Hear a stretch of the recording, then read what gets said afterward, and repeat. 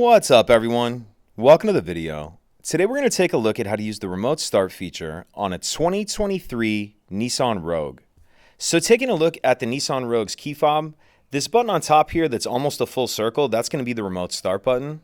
In order to use the remote start, we're first going to lock the vehicle and then hold that button down for at least 2 seconds. The Rogue will respond by flashing its lights and starting. The Rogue will run for 10 minutes before automatically turning itself off if we don't get in and switch the ignition on. If you want to extend the runtime an additional 10 minutes, you'll repeat that first step. Press the lock button and then hold the remote start button down for a few seconds. And that will extend the runtime an additional 10 minutes from whenever you do it. If we want to cancel the remote start, turn the Rogue off before we've gotten in, we'll just press the remote start button. As you can see, it'll turn the vehicle off. Let's go ahead and remote start it again. Lock button. Hold that button down for at least 2 seconds.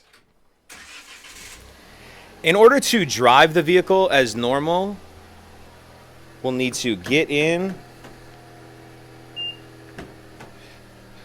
unlock it, get in, and then just as you usually would, press the brake button, stop start button, and now you're ready to drive as normal. If you have any questions, please let me know. If you could take a second to like and subscribe, it helps us out, and I'd appreciate it. Thank you.